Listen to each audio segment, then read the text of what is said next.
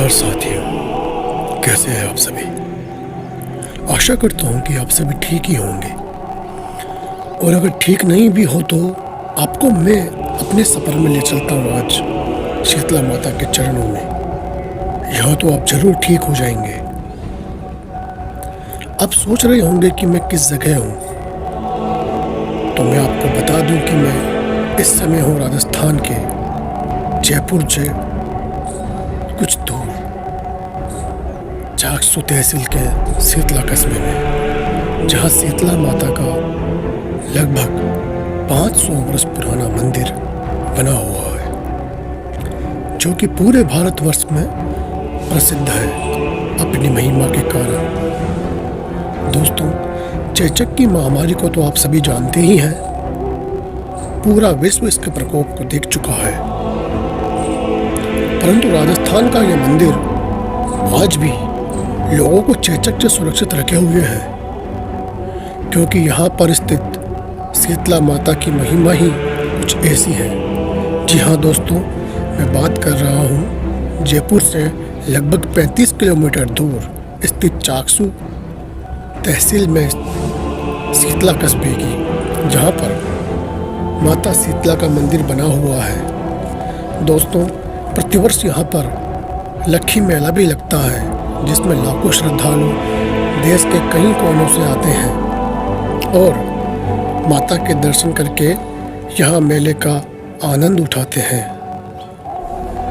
साथियों, आपको जानकारी के लिए बता दूं कि इस मंदिर का निर्माण जयपुर के राजा माधो सिंह के द्वारा करवाया गया था। दोस्तों, एक बार क्या हुआ था कि राजा माधो सिंह के 2 पुत्र थे, गंगा सिंह और गोपाल सिंह। दोनों के ही चेचक की बीमारी हो गई थी। तब राजा ने माता की पूजा अर्चना की, इससे राजा के बेटे जल्दी ही स्वस्थ हो गए। तो राजा ने यहाँ शीतला कस्बे के अंदर माता शीतला का एक मंदिर बनवा दिया।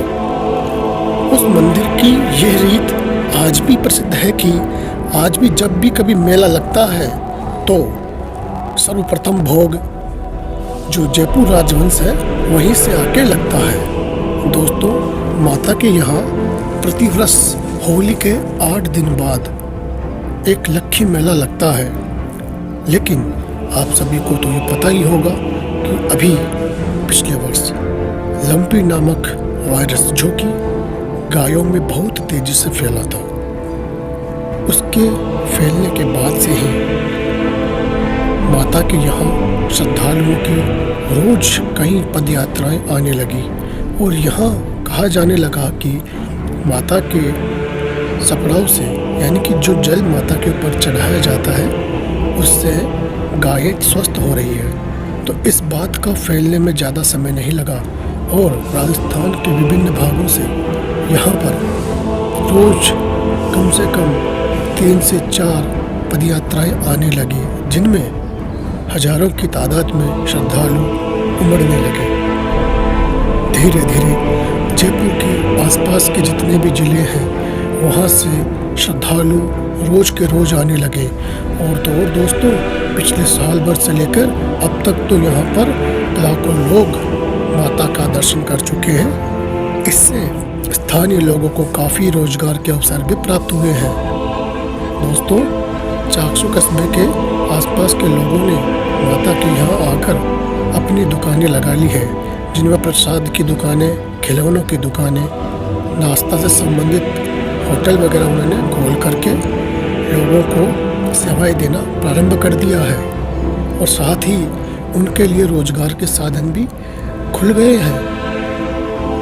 दोस्तों, प्राचीन काल से ही चेचक के बारे में आप लोगों ने सुना होगा कि पूरा विश्व कैसे चेचक की चपेट में आ चुका है।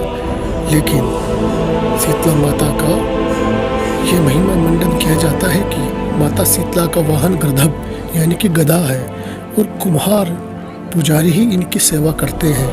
एक बार की बात है दोस्तों, शीतला माता एक नगर में से जा रही थी, तो किसी ने गलती से उनके ऊपर चावल का बचा हुआ गर्म पानी गलती से फेंक दिया, जिससे माता शीतला के ऊपर फोड़े निकल आए। तब एक कुम्हार वृद्धा ने उनको शीतल पेय छाछ जो अपन पीते हैं, मट्ठा जिसे कहते हैं, वो पिलाया और ठंडे पकवानों का सेवन करवाया, जिसके पश्चात माता को शांति हुई। और तभी से माता को आज तक ठंडे पकवानों का भोग लगाया जाता है। दोस्तों, जिस दिन माता का मेला रहता है उस दिन किसी भी घर में कढ़ाई नहीं चढ़ाई जाती, यानी कि गर्म पकवान का सेवन नहीं किया जाता। उस दिन से पूर्व यानी एक दिन पूर्व मेले के लोग खाना बनाते हैं और उसी ठंडे भोजन को भी वे मेले के दिन ही सेवन करते हैं और माता को भी भोग लगाते हैं। दोस्तों, गायें जो कि हमारा जीवन का आधार रही है, हमारी गौ माता है, वो भी माता की महिमा को अब जानती है। और लंपी वायरस का भी माता ने मैं कहूँगा कि इलाज किया है। तो तभी से और आज तक माता की महिमा जग विदित है। लेकिन दोस्तों, जिस प्रकार की यह महिमा मैंने आप सभी को बताई है वो केवल महिमा ही रह गई है, क्योंकि राजस्थान सरकार की तरफ से अब तक किसी भी प्रकार की कोई व्यवस्था माता के मंदिर के लिए नहीं की गई है। यहाँ आए दिन कई हादसे मेले के अंदर होते रहते हैं।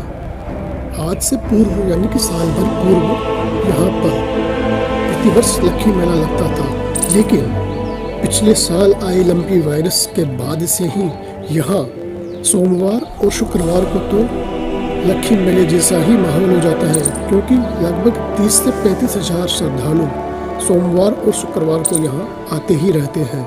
लेकिन प्रशासन की ओर से कोई भी व्यवस्था नहीं की गई है। ऊपर अव्यवस्थाओं का पिटारा खुला हुआ है, किसी भी प्रकार की कोई व्यवस्था नहीं की जा रही है।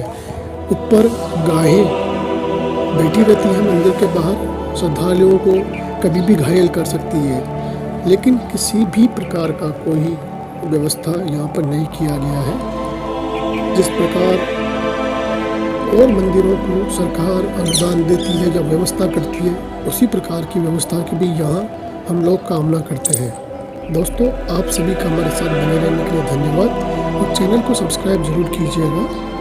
धन्यवाद।